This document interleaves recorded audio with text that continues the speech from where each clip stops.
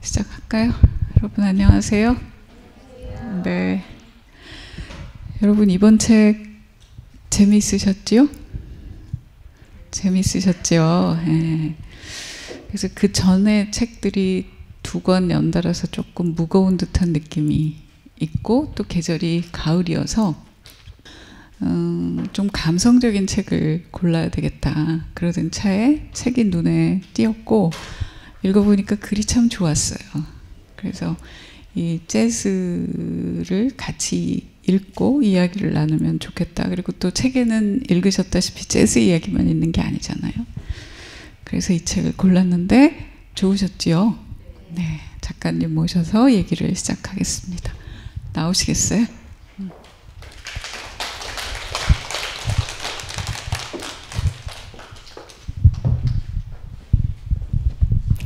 안녕하세요. 네, 안녕하세요. 재즈의 계절을 쓴 김민주입니다. 반갑습니다. 네.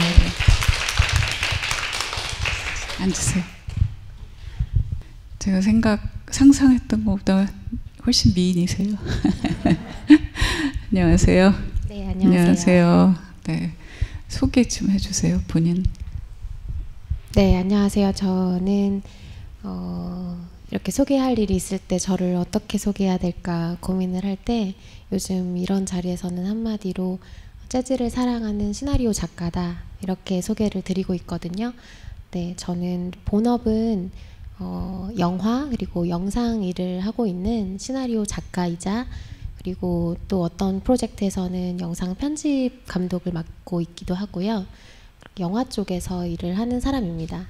그런데 이제 영화는 본업이고 음악을 이제 재즈를 굉장히 좋아하다 보니까 재즈에 관한 뭐 글도 많이 쓰게 되고 음악을 좀 알리는 일도 많이 하고 있게 되었고요. 그러다가 이렇게 재즈의 계절이라는 책까지 내게 되었습니다. 네. 그러니까 말씀을 들어보면 재즈를 업으로 하시는 분은 그러니까 소위 재즈 전문가라는 말이 뭐 맞을지는 모르겠는데 그런 분은 아닌 거죠. 그렇죠. 네, 재즈 칼럼니스트다 이렇게 소개되시는 분들도 계신데 저는 그렇지는 않을 것 같고요. 근데 그럼에도 불구하고 저희가 이 책을 제대로 잘 택한 거죠. 네, 맞습니다. 그러셨죠, 여러분. 제가 좋았던 거 또 하나는 재즈에 대한 얘기만 하는 게 아니고 이제 뭐 제가 봤거나 혹은 보려고 했는데 놓쳤거나 그런 영화들 그리고 이제 저도 뭔가를 만드는 일을 오래도록 해온 사람이어서 더 그런 것 같은데 소위 크리에이터라고 할 만한 분들하고를 계속 연결을 지어서 구성을 하니까 훨씬 풍성하고 저는 그게 참 좋았어요. 애초에 책 구성은 어떻게 정하시게 됐어요? 그렇게? 제가 2018년부터 월간 재즈피플이라는 재즈 월간지에서 글을 쓰고 있는데요. 제가 쓰겠다고 먼저 재즈피플 김광현 편집장님한테 연락을 드려서 재즈를 워낙 좋아하고 또 글을 쓰는 것도 좋아하는 사람인데 내가 생각하는 재즈에 대해서 좀 글을 쓰고 싶다. 제가 글을 이런 식으로 쓸 수 있으니 어떠시냐라고 해서 지면을 얻게 되었고요. 아, 그래요? 네. 그런데 이제 제가 왜 그런 글을 쓰고 싶었는지는 제가 읽고 싶은 글들이 재즈에 관련된 글들을 봤을 때 없더라고요. 재즈 뮤지션들의 삶이나 뭐 음반에 대한 정보 뭐 이런 것들 인터넷을 찾아보면 어디서든 이렇게 정리가 되어 있는 글들 말고 제가 좀 일상 속에서 생각하는 재즈에 대해서는 글로 정리된 것들이 많이 없구나. 나처럼 재즈를 사랑하고 있는 사람들도 있을 것 같고 이게 조금 더 재즈와 친해질 수 있을 것 같은 방법인데 좋지 않을까 해서 시작을 했는데요. 그래서 그런지 이제 재즈를 전문으로 글을 써 오시던 이제 분들께서도 반응을 되게 좋게 해주셨고 이렇게 재즈 이야기를 하는 사람은 처음 봤다라고 말씀도 해주셔서요. 네. 그러니까 그게 재즈 이야기를 재즈에서 시작해서 그냥 재즈로 끝나지 않고 계속 연결해서 소위 인사이트를 가지고 이제 글을 쓰시니까 그게 아마 접점이 훨씬 더 넓었으리라 생각해요. 예. 네. 그래서 재즈 피플에서는 재즈는 어디에나 있다라는 꼭지로 그 유튜브 채널의 저 타이틀이기도 하고. 네, 맞습니다. 그렇군요. 그걸로 쭉 연재를 해왔습니다. 그러면 그 잡지에 연재했던 원고의 이제 상당 부분을 책에도 쓰신 거잖아요.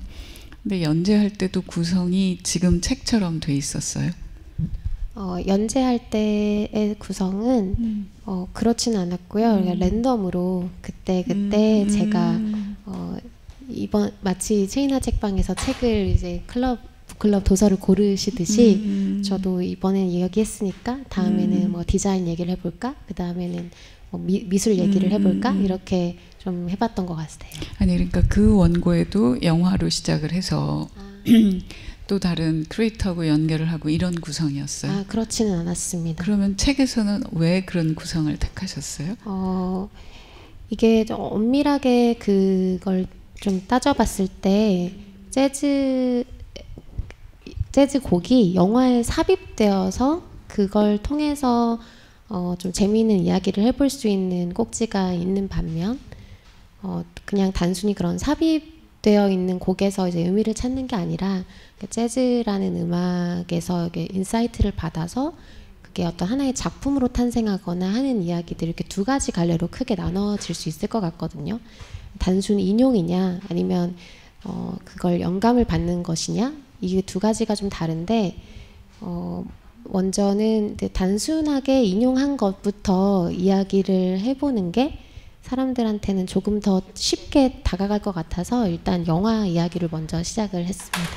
근데 보면 관심사가 참 이분이 폭넓구나 했던 거가 그 애플의 저 Think Different 캠페인부터 시작을 해서 뭐 피터 드러커 얘기도 나오고 네. 또 음식을 하는 셰프 얘기도 나오고 하여튼 굉장히 이 관심을 갖고 있는 분야가 많은 분이구나 했어요. 그러시죠? 네, 제가 처음에 제가 주요 관심된 사안들은 이제 영화 쪽에 있다 보니까 영화라는 건 종합 예술이고 굉장히 많은 것들을 또 알아야 할 수 있는 것이기도 하고 또 그 영화를 또 보다 보면 당연히 또 알게 되는 다양한 문화예술 맥락들이 있잖아요. 그러다 보니까 좀 자연스럽게 다양한 분야에 관심이 깊어졌던 것 같아요. 자, 이쯤 하고 여러분 책 다 읽으셨죠? 네. 또 이제 준비를 해오셨어요. 보통은 이 시간의 진행을 저자의 이야기를 한 30분 이내로 듣고 왜 이런 책을 쓰셨고 어떤 이야기를 하시고 싶었는지를 너무 길지 않게 듣고 이제 질문 또 답변 이렇게 구성을 했는데 책을 읽고 나서 생긴 호기심을 좀 더 채워도 좋겠다는 생각이 들었어요. 그래서 준비해 오신 내용을 우리가 좀 듣고 그리고 궁금하신 것들 질문하시면 답변하는 식으로 진행을 하겠습니다. 네, 네, 시작해 보겠습니다. 책을 많이 읽고 오시는 자리라고 해서요. 책에 있는 내용을 이렇게 반복해서 설명해 드리는 거는 별로 의미가 없을 것 같아서 재즈라는 세계를 조금 더 이해할 수 있는 그리고 책을 읽으시면서 뭔가 조금 더 궁금하셨을 것 같은 내용들 위주로 준비를 해보았습니다. 아까 소개해 드렸듯이 저는 재즈를 사랑하는 시나리오 작가 김민주이고요. 여러분들이 보셨을 작업 중에서는 작년에 극장에서 개봉을 하고 현재 넷플릭스 등에서 보실 수 있는 권명국 감독님이 연출한 타다 대한민국 스타트업의 초상이라는 독립 다큐멘터리 필름이 있거든요. 제가 이 작품에서 이제 구성 작가와 그리고 편집 감독으로 참여를 했습니다.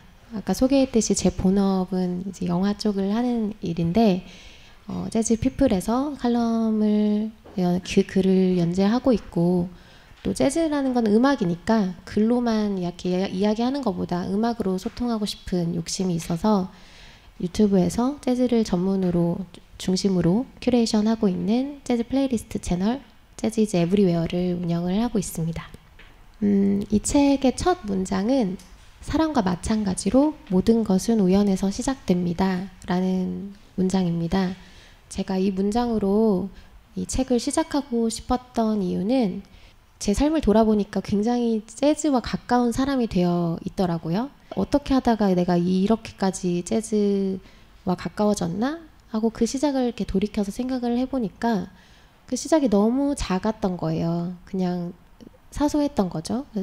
저랑 저희 어머니랑 저희 여동생이랑 같이 파리 여행을 하던 중에 그냥 그 여행지 근처에 있는 재즈 클럽에 잠깐 들어갔다가 이렇게 된 거거든요. 그런데 저 같이 있었던 3명 중에서 저만 재즈를 좋아하고요. 어머니나 여동생은 재즈에 대해서 그렇게 큰 관심은 없는 것 같아요. 그렇지만 저는 그런 왜냐면 그분들한테는 이제 그냥 우연에 불과했던 것, 그냥 지나가는 일에 불과했던 것인 것 같은데 저는 그 우연들에 자꾸 그런 어떤 소중함 같은 것들이 느껴지고 그러면서 계속 걸어 들어갔던 것 같습니다. 제가 이걸 이렇게 썼던 이유는 재즈를 들으려면 어떻게 해야 돼요? 재즈를 좋아하는데 저는 좀 특별한 계기가 없어서요. 이런 이야기들을 많이 하시더라고요. 굉장히 좀 큰 어떤 이벤트 같은 것들을 바라시는, 삶에서 그래야지만 내가 재즈를 좋아하는 자격을 얻을 것 같은 그런 느낌이 재즈라는 음악에 좀 있는 것 같아요. 근데 저는 그렇지 않았고 그냥 제가 살면서 좋았던 거 그냥 그 반응대로 이끌려서 재즈를 좋아한다고 자신 있게 이야기하는 사람이 되었으니 그냥 지금 이 순간에 여기 앉아 계신 것들이 그냥 체이나 책방의 북클럽에 가입했던 그 우연으로 온 것이긴 하지만 그게 어쩌면 인생에서 되게 중요한 계기가 될 수 있다. 이렇게 생각해 주셨으면 좋겠습니다.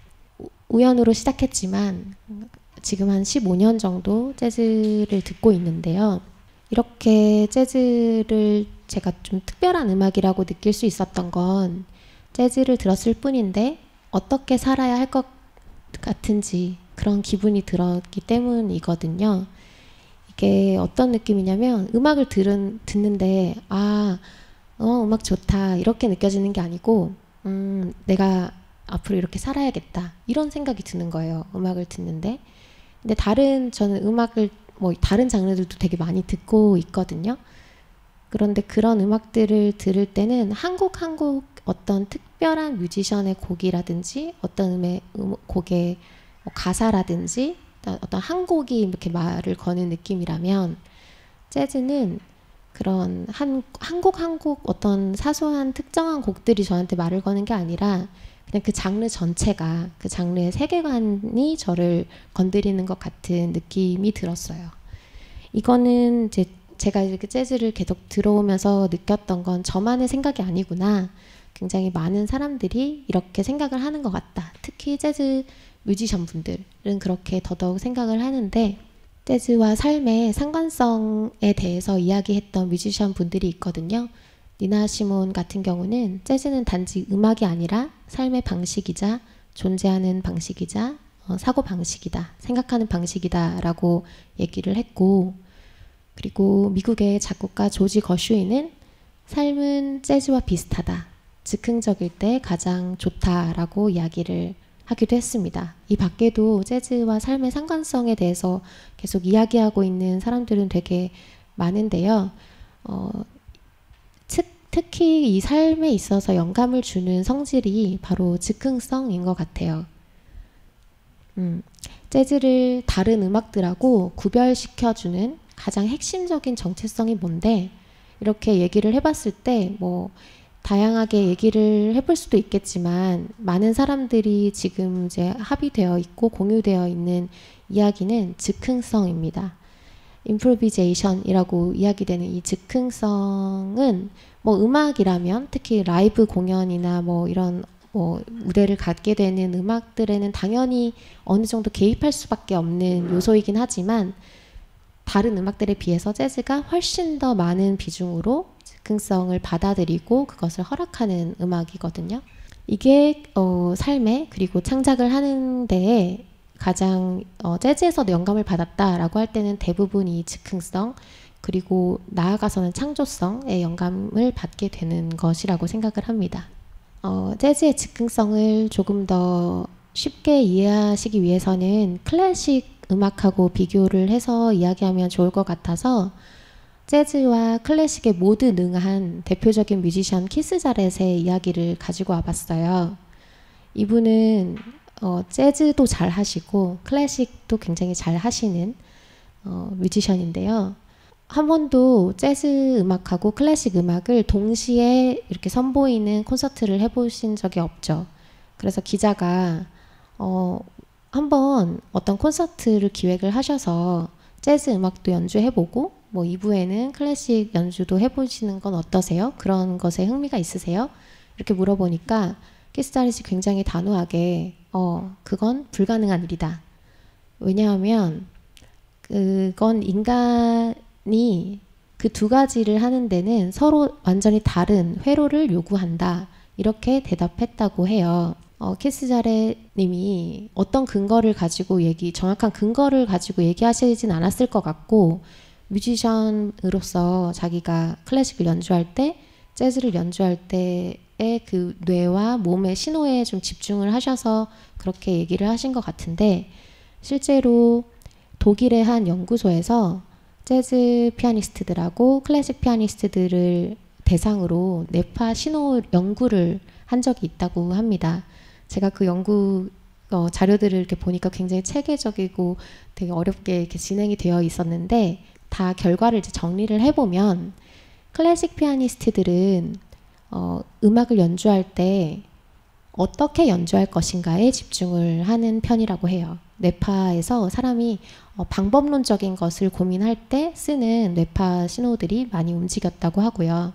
재즈 피아니스트들은 그것하고는 좀 다르게 what to play, 무엇을 연주할 것인가, 즉 무엇을 창조할 것인가에 대해서 집중하는 뇌파 신호들이 잡혔다고 합니다. 즉 클래식 피아니스트들은 악보가 굉장히 촘촘하고 그것 안에서 자기가 새로운 멜로디, 새로운 박자, 새로운 무언가를 창조할 필요가 없는 거죠. 다 정해져 있는 것 안에서 대신 그게 어떤 하나의 중요한 원형이라고 그것을 받아들이고 그 원형에 가까워지기 위해서 이걸 작곡한 작곡가들이 요구했던 맨 처음에 그 생각에 가까워지기 위해서 그 완벽함을 위해서 자신의 방법론들을 점점 더 정교하게 이렇게 다듬어 나가는 작업이라면, 재즈 피아니스트들의 악보는 일단 그 악보 자체가 그렇게 촘촘하지 않고 많이 열려있는 악보거든요.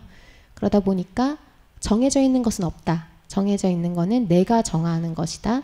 내가 만들어 나간다. 라고 생각을 하는 편이라고 생각을 해요. 음악을 들어보면서 이야기를 나누는 게 좋을 것 같아서 음악을 좀 준비를 했는데요. 이 즉흥성이라는 게 제가 이제 지금까지 설명해온 이 즉흥성이라는 게 재즈 뮤지션들마다도 다 다르거든요. 모두가 다 똑같은 수준으로 즉흥적인 것은 아니고 이 즉흥성을 어느 정도로 받아들이는가에 따라 그 뮤지션의 성향이 좀 다른데요. 베니 굿맨의 클라리넷 연주와 그리고 존 콜트레인의 색소폰 연주를 비교해서 들려드리고 싶어서 재즈 스탠다드 곡 중에 하나인 바디 앤 소울이라는 음악을 준비했습니다. 재즈 스탠다드 곡이라고 하는 것은 그냥 말 그대로 그냥 많이 연주된 재즈 곡을 의미를 해요. 사람들이 들었을 때 나 이 곡 너무 좋아서 한번 나도 연주해보고 싶다 해서 뮤지션 분들이 요즘 얘기하듯이 이렇게 커버곡들을 연주하는 것처럼 재즈에서는 어떤 한 곡이 탄생되었을 때 다른 뮤지션이 그 곡에서 나도 이 곡을 가지고 내 걸로 뭔가 새로운 걸 만들어 볼래 하면서 연주하는 그런 문화가 있거든요. 네. 바디 앤 소울이 그 중에서 굉장히 유명한 스탠다드 곡인데요. 처음 들어보시는 분들도 있을 것 같아서 빌리 홀리데이의 보컬로 그 멜로디를 한번 익혀보시고 그 다음에 베니 굿맨의 클라리넷 연주와 존 콜트레인의 색소폰 연주를 들어보시겠습니다. My days have grown so lonely. For you I cry, for you, the only.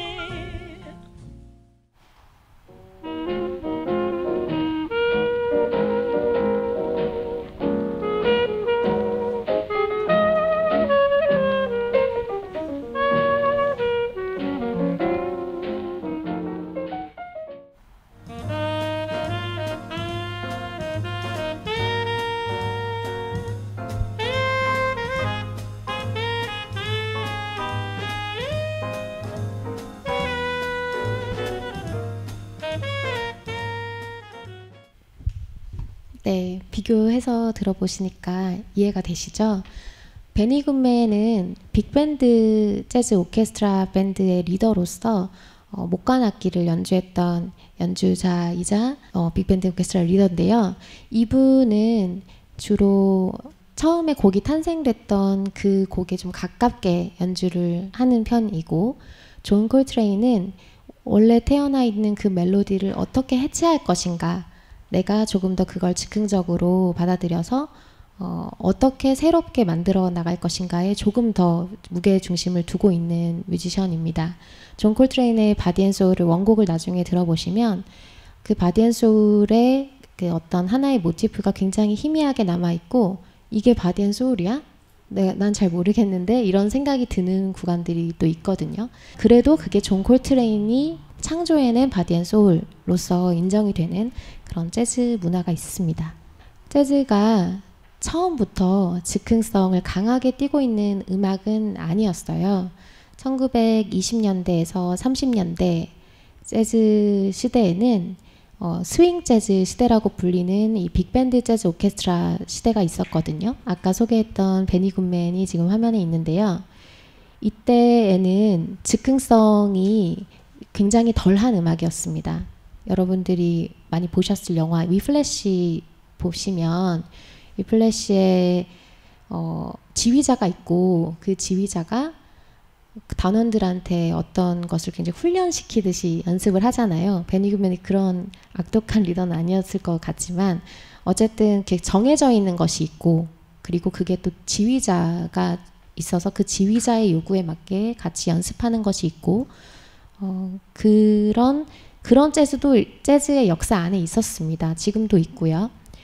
여기서 솔로 주자들이 중간에 일어나서 어느 정도 자기의 솔로 연주를 하는 그 잠깐의 시간 말고는 대부분이 다 약속되어 있는, 계획되어 있는 연주였죠. 한번 들어보실게요.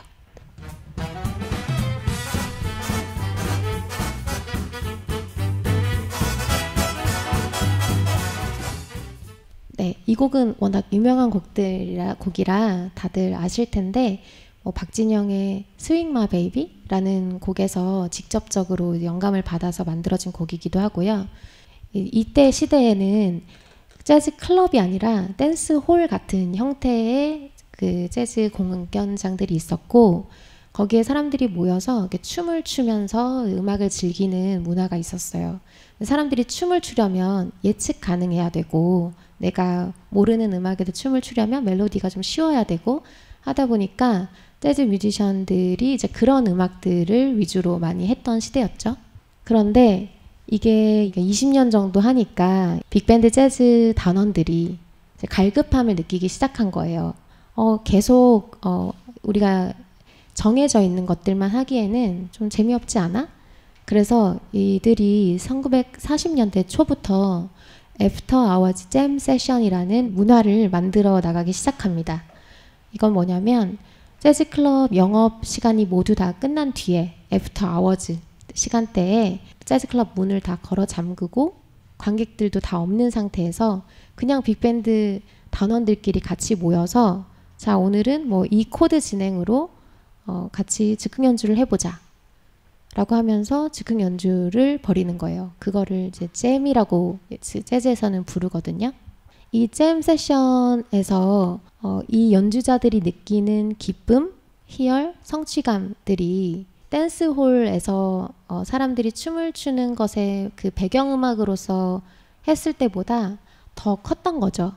그래서 나는 이런 음악을 해야겠어. 난 조금 더 내가 자유롭게 즉흥적으로 하는 음악을 해야겠어 라고 하는 뮤지션들이 많이 생겨나게 되었고요.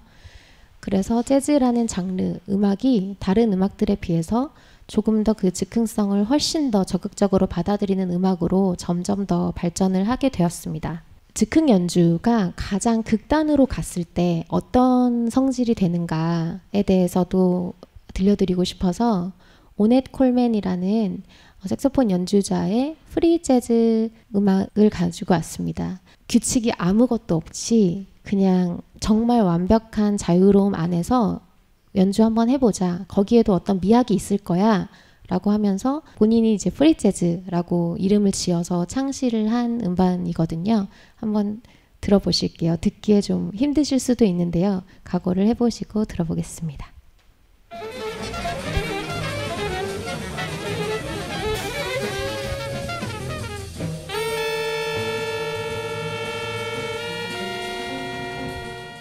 지금 들으셨듯이 싱싱싱 앞에서 들었던 것하고는 전혀 다른 형태의 음악이죠. 굉장히 어떻게 느끼면 난잡하고 산만하고 듣기에 어지럽습니다. 역사적인 음반이고요. 프리 재즈라는 음반인데 여기 보시면 아래 더블 퀄텟이라고 적혀 있어요. 뭐 3명이서 연주하면 트리오, 4명이서 연주하면 퀄텟, 5명이서 연주하면 퀸텟, 섹스텟 이런 식으로 구성이 그 인원마다 달라지는데요. 쿼텟은 4명이서 연주하는 형식을 얘기를 합니다. 그런데 더블 쿼텟이 뭐냐면 오넷 콜맨은 완벽한 그 즉흥성, 완벽한 우연성을 기대하면서 이 음악을 창조하려고 하는데 그냥 기본적인 쿼텟 그것도 별로 그것도 규칙 안에 있는 것 같아. 이런 생각이 들어서 왼쪽 채널에서는 어떤 하나의 쿼텟이 연주하게 하고 또 오른쪽 채널에서는 또 다른 쿼텟이 연주하게 하면서 서로 2개의 쿼텟이 자기 마음대로 연주하게 해서 그걸 섞어버려서 정말 이제 완벽한 우연성을 획득하는 그런 작업이었습니다.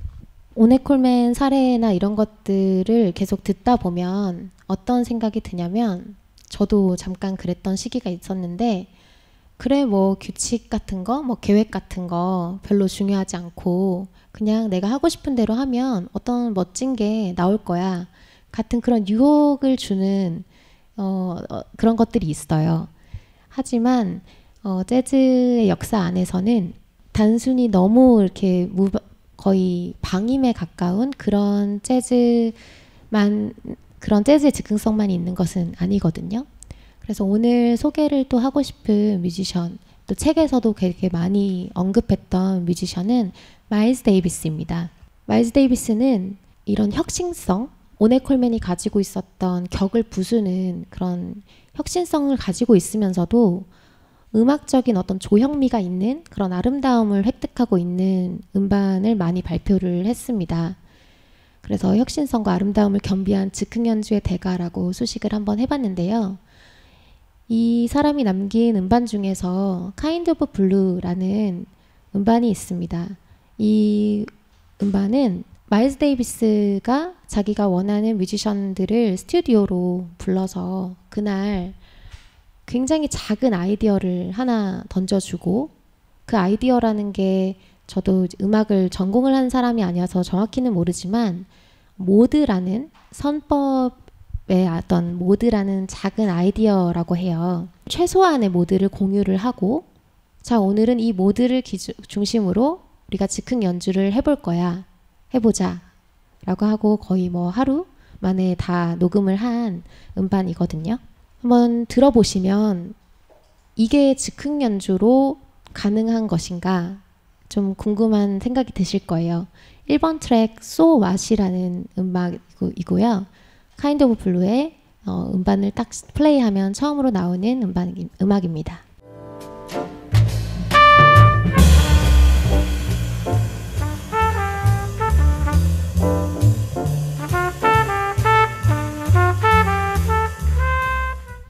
네, 총 한 9분 30초 정도 되는 원곡 중에서 일부를 들어보신 건데요. 이 곡 자체는 들었을 때 아, 재즈다 라고 느껴질 만한 어떤 아름다움도 있고 분위기 있는 느낌도 있고 집에서 이렇게 틀어놓고 있을 때, 뭐 드라이브를 할 때, 뭐 언제든지 들어도 굉장히 아름다운 경험을 선사를 해주는 좋은 곡입니다. 이 곡에 참여한 그 뮤지션 분들이 되게 화려해요. 저기 지금 두 번째 서 있는 분이 이제 마일스 데이비스고, 여기 가장 오른쪽에 보이는 분이 아까 들으셨던 존 콜트레인이고요. 여기 옆에 있는 사람은 캐넌볼 애덜리라는 색소포니스트고요. 가장 이제 왼쪽에 있는 게 피아니스트 빌 에반스거든요. 그 굉장히 유명한 피아니스트로 사람들이 많이 사랑하고 있는 이 빌 에반스도 이 음반에 참여를 했습니다. Kind of Blue 음반 뒷면에 보면은 빌 에반스가 쓴 글이 하나 실려 있어요. Improvisation in Jazz라는 재즈의 즉흥성이라는 글이거든요. 당시에 이제 지금 같은 경우는 재즈의 즉흥성이라는 것이 많이 담론화가 되어서 그렇게 특별할 것이 없을 수도 있지만, 이 당시에는 재즈 뮤지션 분들한테도 마일스 데이비스가 제시하는 즉흥 연주가 굉장히 새로웠다고 해요. 그래서 그것에 영감을 받아서 빌 에반스가 쓴 글인데, 여기 안에 글을 딱 처음 읽으면 재즈 음악을 뭐 어떻게 연주했는가, 뭐 그날 스튜디오에서 어떤 일이 있었는가에 대한 얘기가 없이 그냥 갑자기 일본의 미술에 대한 이야기를 시작을 합니다. 자기가 이 음악을 연주했던 이 녹음 과정이 마치 동양의 미술을 떠올리게 했다라고 얘기를 하거든요. 저는 이제 일본 그림이 아니라 조선화가 이미지의 묵란도를 가지고 왔는데요. 빌 에반스가 설명하는 대로 이 그림을 좀 설명을 해보자면, 밑그림을 그리지 않고 뭐 연필로 그림을 그려서 뭐 지우개로 지웠다가 다시 내가 원하는 대로 밑그림을 그려서 이제 색칠을 해나가는 그림도 있고, 뭐 유화 같은 경우는 틀리면 덧대서 수정을 할 수도 있잖아요. 그런데 이제 동양의 화선지에 먹으로 이렇게 그림을 그리는, 붓으로 그림을 그리는 것은 수정할 수 없는 선을 그어 나가는 작업이죠. 대신 그게 그냥 갑자기 어느 날 손에 붓을 쥐었다고 할 수 있는 일은 아니고, 이 종이의 특성, 화선지에 물감을 묻혔을 때 어느 정도 먹이 번지는지 그런 것들에 대한 이해가 굉장히 깊어야지 아무것도 적히지 않는 비어있는 화선지에 아름다운 그림을 그릴 수 있는 거잖아요. 빌 에반스는 그때 여기 모여있는 뮤지션들이 다 숙련되어 있는 재즈와 음악에 대해서, 그리고 악기와 녹음이나 이런 모든 것에 대해서 이해가 굉장히 깊은 전문가들끼리 모여서 하나의 그런 수정할 수 없는 아름다운 그림을 그려나가는 것 같았다라고 그날을 소회를 밝혔습니다. 그래서 빌 에반스 역시 이제 마일스 데이비스라는 뮤지션한테 영감을 크게 받았던 것처럼, 마일스 데이비스가 그 재즈 뮤지션들한테는 굉장히 중요한 영향들을 많이 남겼는데요. 지금 소개해드릴 뮤지션은 재즈 피아니스트 허비 행콕이라는 피아니스트입니다.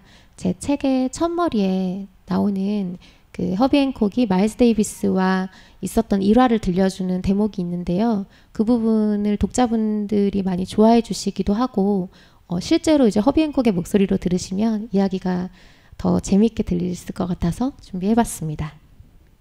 I have so many stories to tell about Miles Davis. And I remember that we were playing So What, one of Miles's compositions from the late 50s, I guess. Tony Williams was playing drums, Ron Carter bass, Wayne Shorter saxophone, and it was a really hot night. The music was tight, it was powerful, it was innovative, and fun. We were having a lot of fun. So right in the middle of Miles's solo, when he was playing one of his amazing solos, and I'm trying, I'm in there and I'm playing. Right in the middle of his solo, I played the wrong chord. A chord that it just sounded completely wrong. It sounded like a big mistake. And I did this and I went, oh, like this. put my hands around my ears, and Miles paused for a second, and then he played some notes that made my chord right. He made it correct, which astounded me. I couldn't believe what I heard. Miles was able to make something that was wrong into something that was right. What I realize now is that Miles didn't hear it as a mistake. He heard it as something that happened, just an event. And so that was part of the reality of what was happening at that moment. And he dealt with it.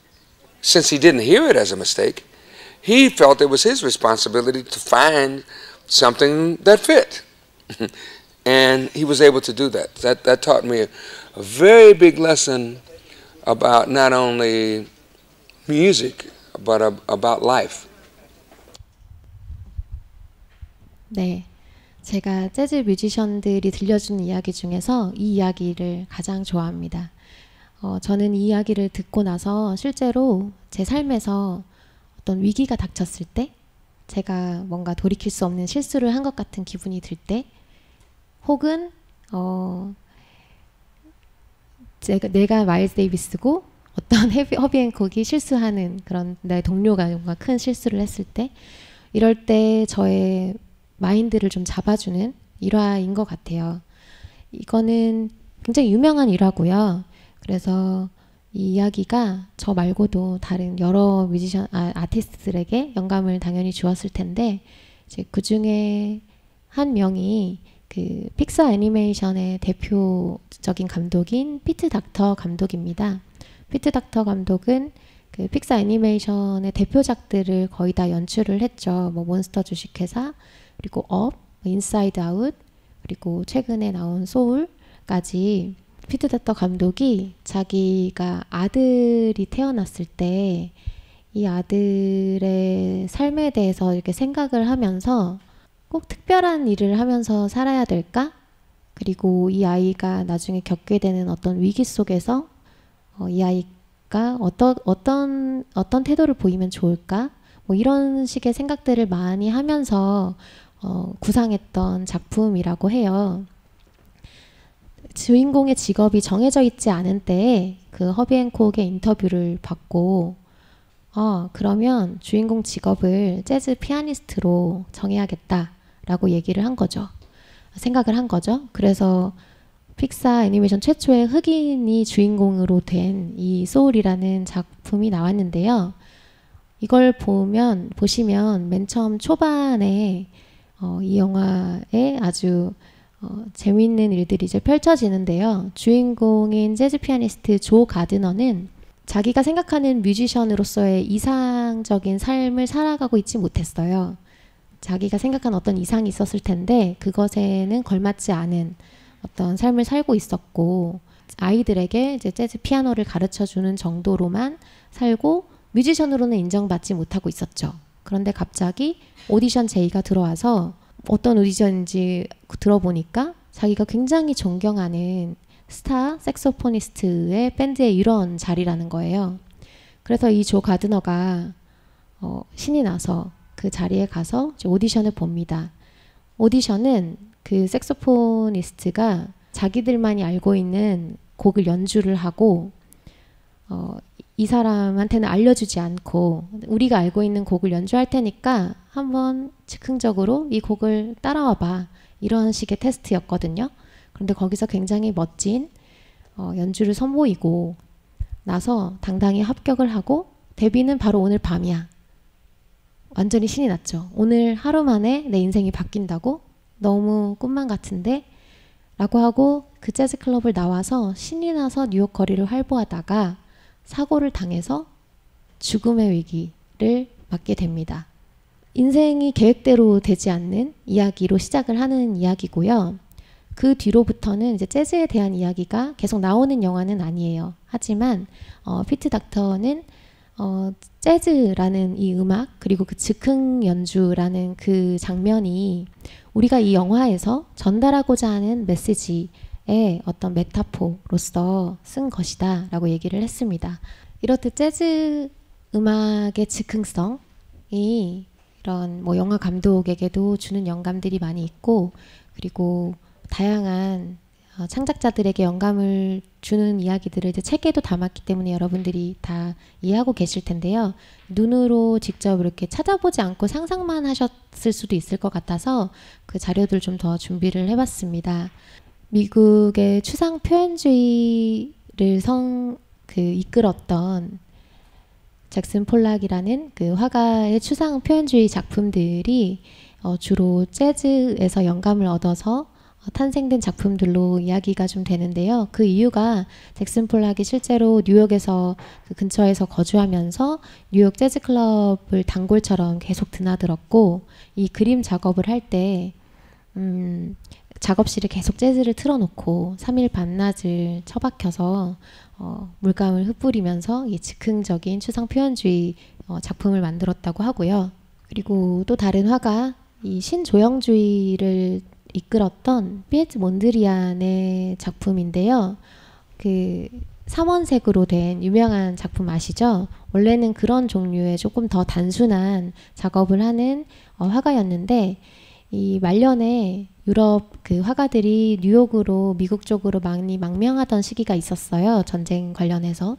그때 몬드리안도 이제 뉴욕으로 망명을 했다가 거기에서 재즈에 완전히 빠져버려서 뉴욕 재즈 클럽에서 계속 거의 살다시피 했다고 하더라고요.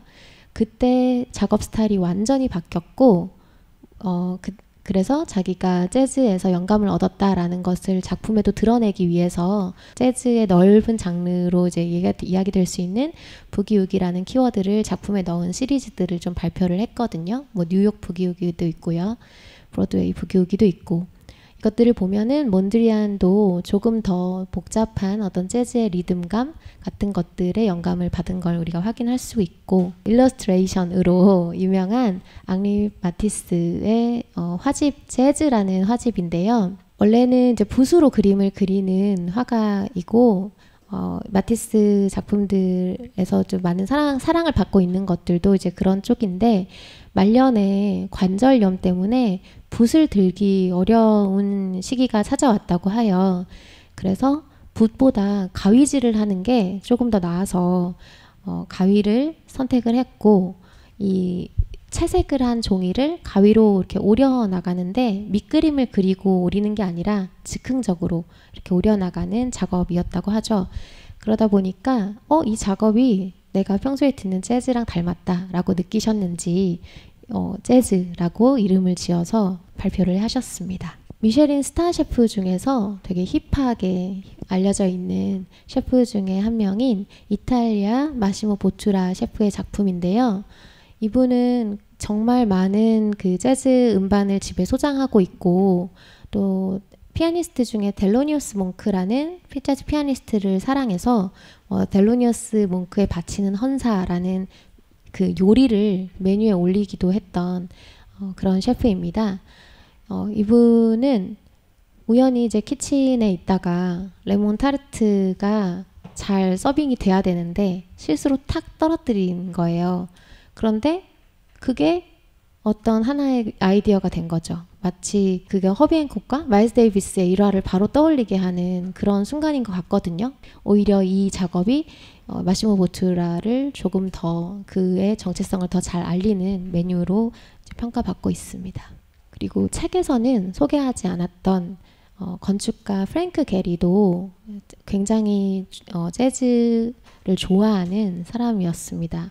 어렸을 때 이제 부모님의 영향으로 음악과 가까이 지냈던 분이고요. 고등학교 때 재즈를 너무 좋아해서 자기 학교에 공연을 와달라고 오스카 피터슨을 찾아가서 이제 직접 섭외를 해서 오기도 했다고 하더라고요. 그 정도로 재즈를 되게 좋아하는 사람인데, 이분의 그 건축물을 보면 정말 그 규칙적이지 않은 곡선 형태들을 받아들이고 마치 음악 같은 그런 리듬감이 이제 공간에서 느껴지잖아요. 이게 이제 재즈의 영향이다라고 프랭크 게리가 자신 있게 밝히고 있고, 또 제가 프랭크 게리가 했던 말 중에 제일 좋아하는 것은 엘라 피츠제랄드를 이야기를 했던 건데요. 프랭크 게리가 이렇게 얘기합니다. 나는 엘라 피츠제랄드가 그 스캣 하는 거를 되게 좋아하는데 엘라 피츠제랄드가 이렇게 얘기를 한다. 나는 스캣을 할 때 사람들이 내 스캣이 앞으로 이렇게 가야겠지? 라고 예측하는 것 같으면 그때 방향을 튼다. 라고 하는데 프랭크 게리는 나는 그것을 건축해서 한다. 라고 얘기를 하거든요. 그래서 그래서 이런 작업들이 나오는구나 라고 좀 잘 이해할 수 있었던 이야기였습니다. 그래서 이제 마지막 질문은 재즈가 뭐라고 생각하세요? 라는 질문입니다. 그 유명한 유튜브 채널 그 180만 구독자를 갖고 있는 침착맨 채널에 주호민 작가님이 출연을 하셔서 재즈가 뭐라고 생각하세요? 라는 질문에 엘라 피츠제랄드가 스캣을 했던 것을 이렇게 따라하면서 노래를 했던 장면들이 이제 인터넷 세상에서 굉장히 유행을 많이 했었죠. 잘 알고 계시는 분들도 있을 거고 이제 그런 문화에 친하지 않은 분들은 모르실 수도 있는데 어쨌든 그 어떤 밈처럼 이렇게 소비되고 있는 재즈란 무엇이라고 생각하세요? 라고 했을 때 그냥 스캣으로 화답하는 것이 저는 정말 재즈의 본질이라고 생각을 해서 그 밈이 이렇게 유행하고 있는 것을 좀 환영하는 입장이거든요. 재즈라는 건 결국 지금 이 순간의 음악, 우리가 지금까지 살아오면서 축적했던 자신의 경험 그리고 지식 이런 것들을 지금 이 순간 딱 그 지금 이 순간에 드는 자극에만 집중을 해서 즉발적으로 이렇게 선보이는 음악이 재즈라고 생각을 합니다.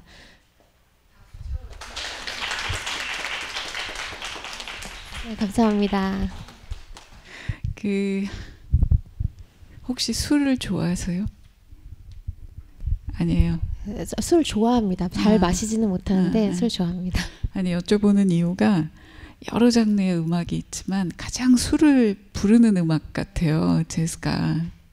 특히 제 뒤에 앉아서 이렇게 들으면서도 이 옆에 술이 있어야 될 것 같은데 그런 생각을 했고요. 실은 저는 그 박성현 선생님이 살아계실 때 네. 야누스가 신촌 뒷골목에 있을 때부터 좀 다녔어요.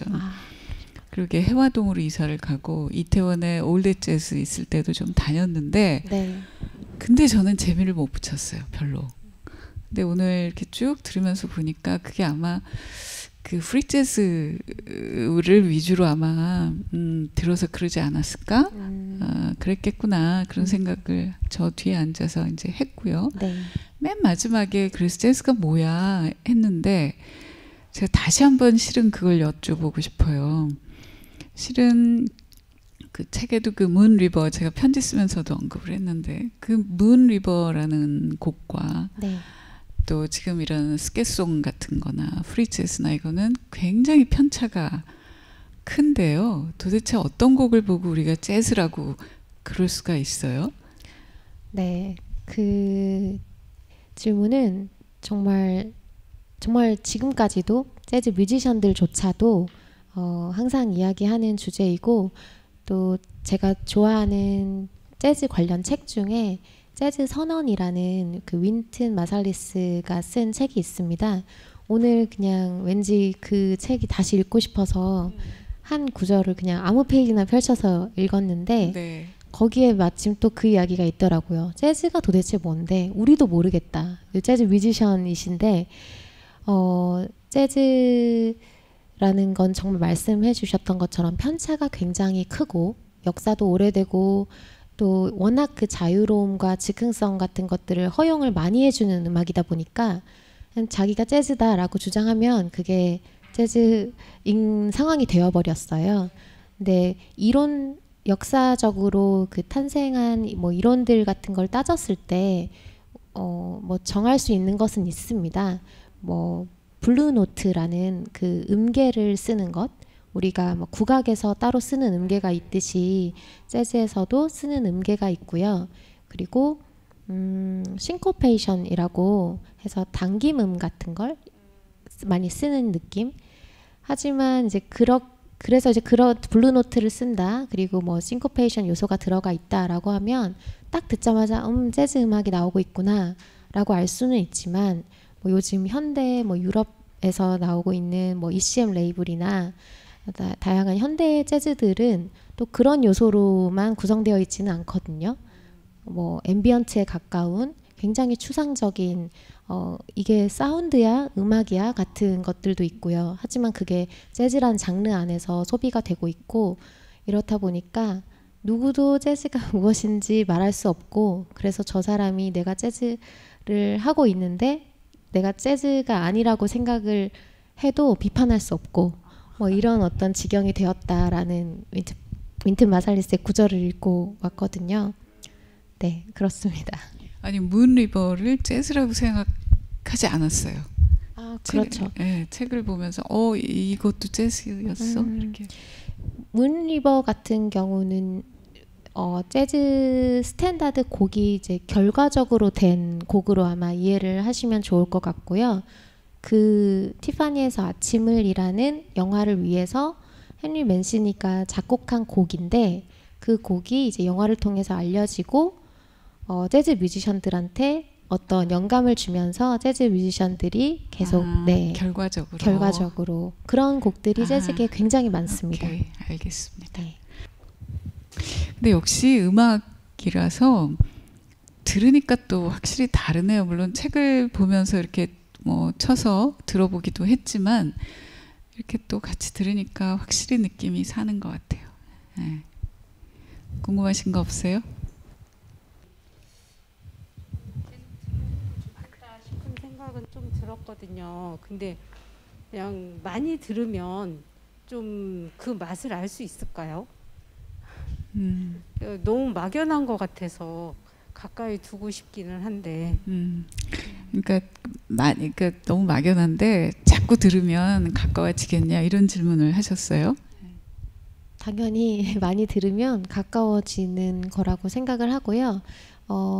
억지로 들으시려고 하시진 않으셔도 될 것 같아요. 이렇게 재즈를 공부하는 마음으로 내가 일부러 가까워져야지 라고 생각하셔서 저는 공부하는 마음, 뭐 숙제하는 마음으로 이렇게 가까이 일부러 하실 필요는 없을 것 같은데요. 저는 재즈를 듣는 이제 다른 사람들에 비해서 뭐라고 해야 될까?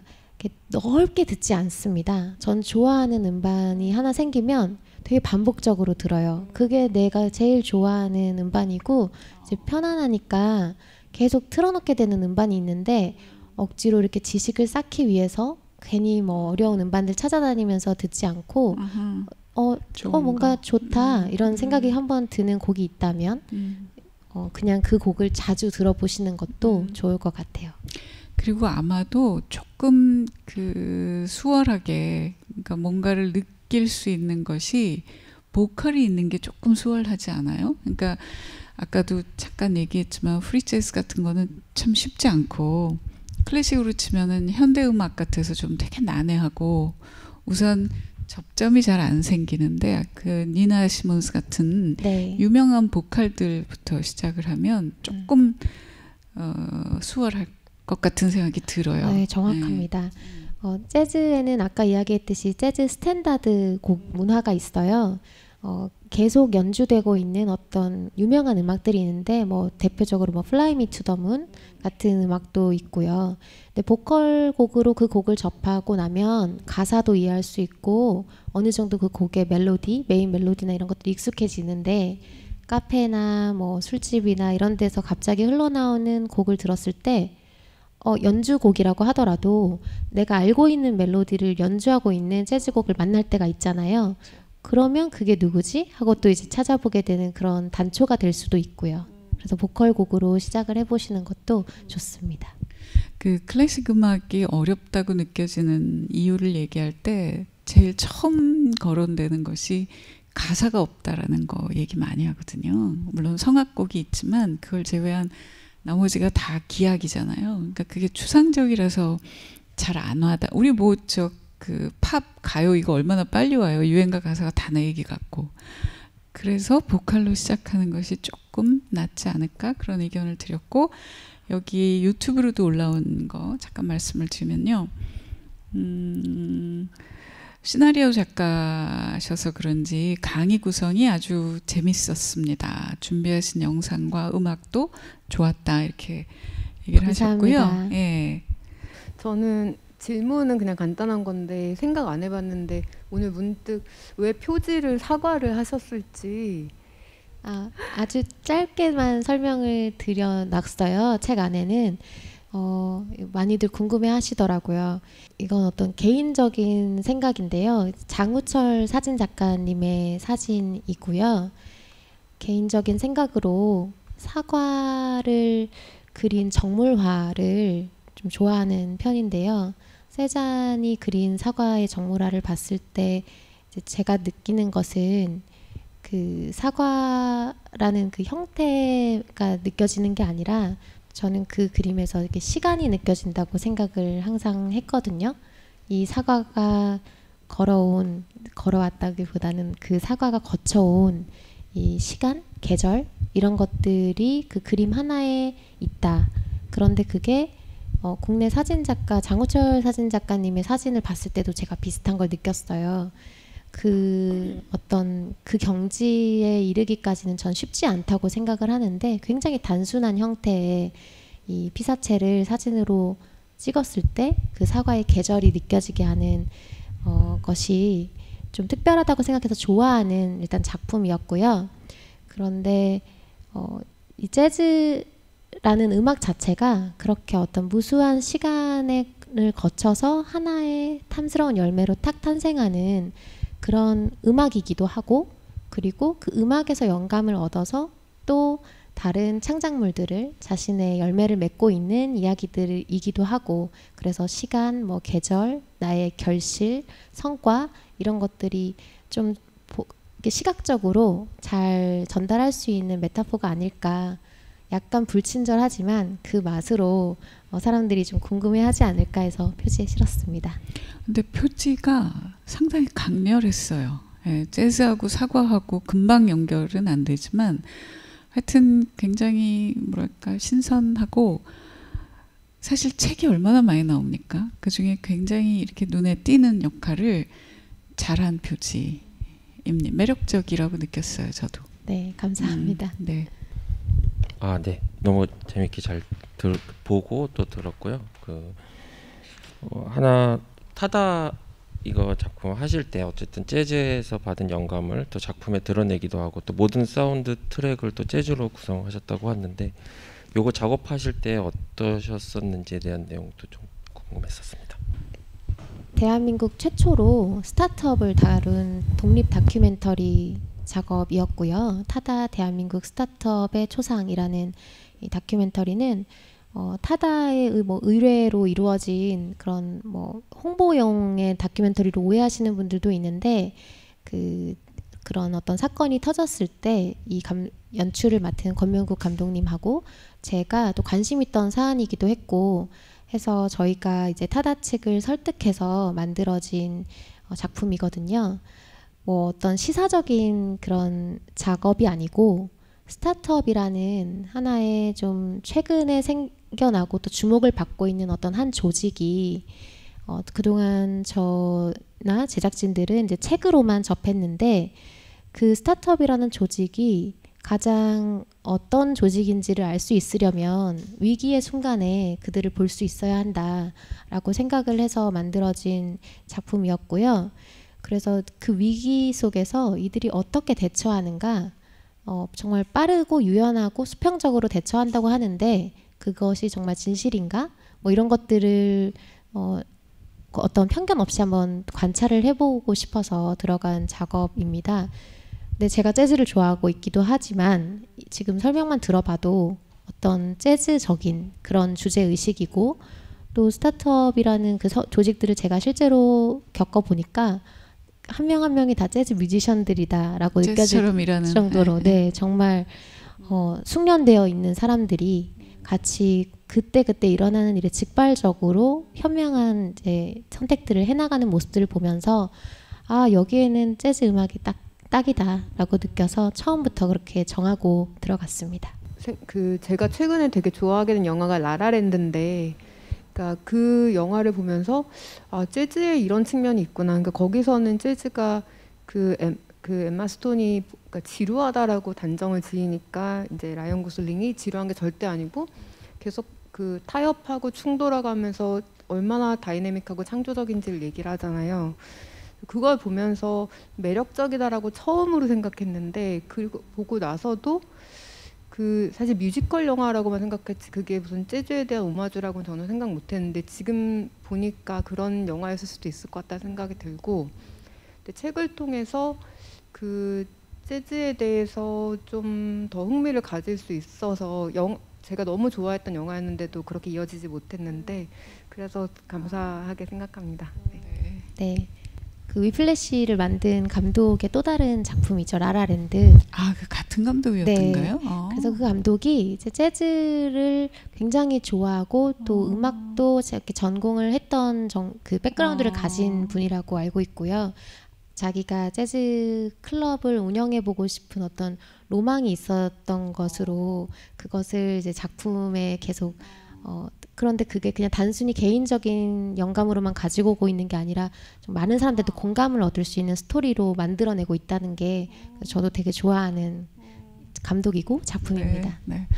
책을 쓴 저자로 저런 그 독자의 이야기를 들으면 기분이 어떠십니까? 아, 당연히 너무 기쁘죠. 네. 책 쓰기를 또 잘했다. 네. 또 써야 되겠다.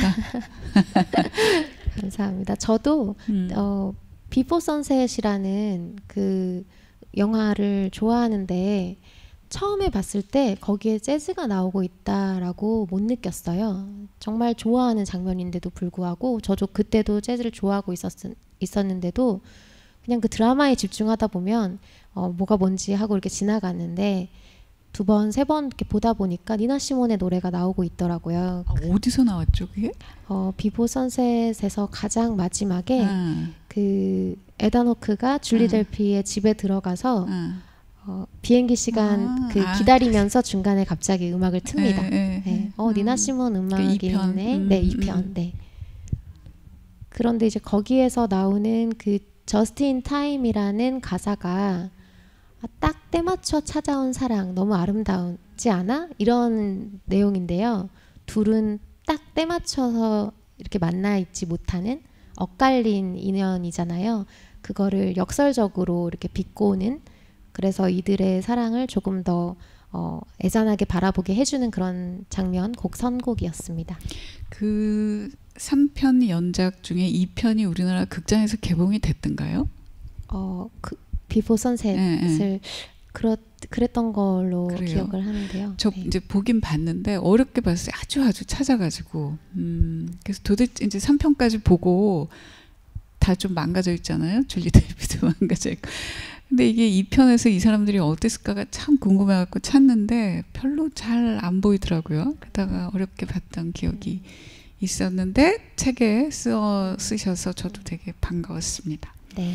우선 책 읽으면서 제가 요즘에 재즈라는 글이 보이니까 유튜브를 내리다가 재즈가 보이면 계속 눌러서 듣더라고요. 그래서 요즘에 왜 이렇게 재즈를 많이 듣지? 했더니 자기 박자대로 사는 사람들의 그 근사함을 내가 굉장히 좋아하고 있었구나. 이걸 좀 책을 듣고 말씀 들으면서 되게 많이 느낄 수 있는 시간이어서 정말 감사하고요.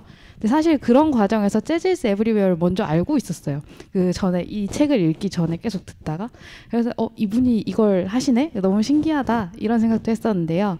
그게 또 큐레이션이라는 거는 이런 책을 쓰는 거랑은 조금 다른 과정이잖아요. 뭐 영감을 얻는다든지 곡을 또 그런 느낌에 맞게 구성을 한다든지 그런 작업을 하시는 그런 과정이라든지 어떻게 소스를 얻는지도 좀 궁금하고 이제 또 저는 크리스마스가 아직 좀 멀긴 하지만 연말에 재즈를 많이 듣잖아요. 그래가지고 작가님께서 생각하시는 크리스마스에 들으면 좋을 것 같은 원픽 재즈도 같이 추천해 주시면 감사하겠습니다.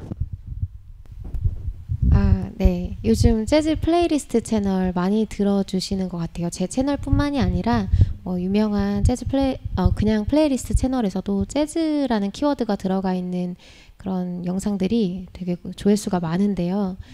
확실히 이제 사람들이 자기 일을 하고 싶어하는 사람들이 많이 늘어나고 있고 재즈라는 음악 성향 자체가 무엇을 할 것인가 이런 창조하는 작업들 이런 것들 기본적인 태도가 밑바탕에 깔려 있다 보니까 특히 일할 때 뭐 생각할 때 이런 것들을 음악을 들으면 재즈를 들으면 그 음악이 그런 태도로 이렇게 진행이 되니까 좀 도움이 되는 것 같아요. 그래서 요즘 많이 들어주시는 것 같고 그리고 제가 플레이리스트 채널을 이제 만들게 된 거는 제가 실제로 개인적으로 애플 뮤직 계정에 저만 알고 있는 저만의 플레이리스트가 수백 개가 이렇게 만들어져 있더라고요.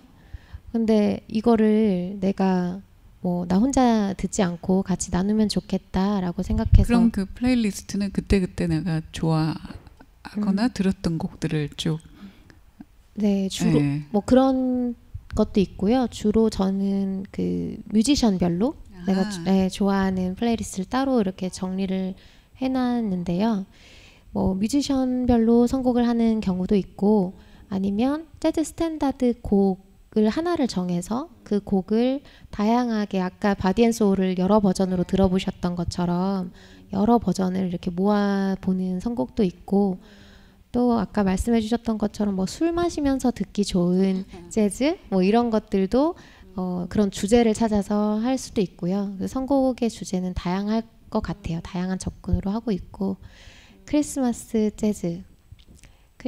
재즈로는 글쎄요. 지금 바로 떠오르는 음반이 여러분들이 좋아하실지 잘 모르겠는데 일단 듀크 조던의 Fly to 덴마크라는 곡이 있어요. 음반이 있어요. 그 음반이 저는 겨울에 자꾸 찾게 되는 음반인데요. 음반 표지에 눈이 이렇게 내리고 있는 곳에 남자 한 명이 이렇게 서 있는 표지이거든요. 겨울 하면은 그 차가운 느낌의 피아노 솔로 곡이 떠올라서 그런 전형적인 크리스마스 재즈 캐롤이 아니라 좀 새로운 걸 듣고 싶으실 때 그럴 때 추천드리고 그리고 그냥 뭐 크리스마스와는 상관은 없지만 엘라 피츠제랄드랑 루이 암스트롱이 같이 듀엣으로 한 음반이 있는데요. 그거는 이제 크리스마스 때 들어도 굉장히 그 크리스마스 느낌을 내기에 좋습니다. 저는 오늘 이제 책을 읽고 또 오늘도 이제 직접 뵙고 얘기를 들으면서 이분이 좀 많이 행복한 분이신 것 같다고 생각을 한 것이 왜 행복이 강도가 아니라 빈도라 그러잖아요. 좋아하는 게 많은 사람이 행복할 그 순간들이 많죠. 근데 아까도 표지 얘기를 하시면서 제가 사과 정물화를 좋아하는데요. 그러니까 좋아하는 게 참 많은 분 같아요. 뭐 영화 말할 것도 없고 음악 말할 것도 없고 또 책에 나와 있는 그 여러 가지 그 언급하신 내용들을 보면 관심도 참 다양한 분이구나. 그러니까 행복할 가능성이 참 크겠구나 이렇게 생각을 했습니다. 네, 저도 이제 행복은 강도가 아니라 빈도이고 또 목적이 아니라 상태이다 뭐 이렇게 생각하는 편인데 그런 면에서 저도 뭐 삶에서 뭐 그런 안 좋은 일들이 있기는 하지만 그래도 항상 기본적인 상태는 행복하다라는 것에서 참 감사한 삶을 살고 있는 것 같고요. 그리고 뭐 질문 없으신 것 같아서 끝으로 하고 싶은 이야기 아니요, 해볼까요? 하나 있어요. 네, 있을까요? 네. 유튜브로도 올라왔는데요. 네. 재즈 음악이 발단이 돼서 넓혀진 경험과 관점이 일상 속의 사소하고 소소한 구석구석을 들여다보게 해서 결국은 책도 내셨는데 재즈를 다른 단어로 표현하신다면 뭘까요? 이런 질문하셨나요? 지금 떠오르는 단어는 이노베이션이라는 단어입니다. 혁신이라는 단어인 것 같고요. 그 재즈라는 음악이 그런 분위기 있는 어떤 BGM으로서의 재즈도 있지만 제가 또 결국 감동할 수 있는 그런 재즈 그리고 정말 이제 재즈의 본질만을 남긴다면 그런 혁신의 어떤 순간들의 그 집합이라고 생각을 하고 있어서 오늘 그런 단어를 얘기를 하고 싶습니다. 저도 편지에 썼지만 이게 즉흥성이라는 게 결국은 같은 곡이지만 어제 했던 연주와 오늘 하는 연주가 같지 않다는 거죠. 그렇죠? 그런 네. 면에서도 혁신이라고 이야기할 수 있을 것 같아요. 네, 맞습니다. 그래서 크리에이터들이 재즈를 되게 좋아했겠구나 이렇게 생각합니다. 네, 동감합니다. 자, 이제 마무리 말씀하시고 정리할까요? 네. 저도 이제 책을 쓰면서 제가 처음에 재즈를 좋아했던 때의 기록들 같은 것들을 좀 찾아봤는데요. 그때 연애하듯이 한 것 같더라고요. 그 싸이월드 시절이었는데 그 싸이월드에 내가 얼마나 이 재즈 오늘 음악을 듣고 어떤 느낌을 느꼈는지 마치 뭔가 남자친구와 연애하듯이 이렇게 적어놓은 것들을 봤는데요. 그 어떤 뭐 실제로 사랑하는 사람들하고 사랑하는 사람하고 우리가 처음에 어떻게 만났지? 이런 이야기들을 자주 하게 되는 것 같고 그때 별거 아닌 그런 작은 것들이 하나하나 되게 재미있고 소중한 추억들이 되잖아요. 저는 그 추억이 주로 초반에 몰려 있는 것 같아요. 그 첫 시작. 그래서 지금 여기 와 계신 분들은 그 시작의 순간에 이 재즈의 계절에 초입에 들어섰을 분들일 것 같고요. 그래서 지금 이 시작에 느껴지는 감정들 이런 것들에 많이 이렇게 좀 집중해 놓으시면 나중에 다 좋은 자양분이 되지 않을까 생각합니다. 저 재즈의 계절이라는 것이 가을에 특히 재즈가 잘 어울리는 계절이에요의 뜻이 아니고 매 계절마다 새로운 그런 뜻인 거죠. 그렇죠. 네. 알겠습니다. 좋으셨죠? 네, 조금 더 많은 얘기가 오갔으면 했는데 그래도 또 작가님 얘기를 많이 들었으니까 그건 그거대로 좋았던 것 같아요. 오늘 시간은 여기서 마무리하고요. 이 좋은 가을날에 오셔서 같이 좋은 시간 누릴 수 있어서 감사했고요. 또 역시 책방까지 오셔서 또 특별히 준비를 하셔서 이야기를 들려주신 우리 김민주 작가께 감사드립니다. 박수 치고 마무리할까요? 귀한 자리에 초대해 주셔서 감사합니다. 네. 감사합니다.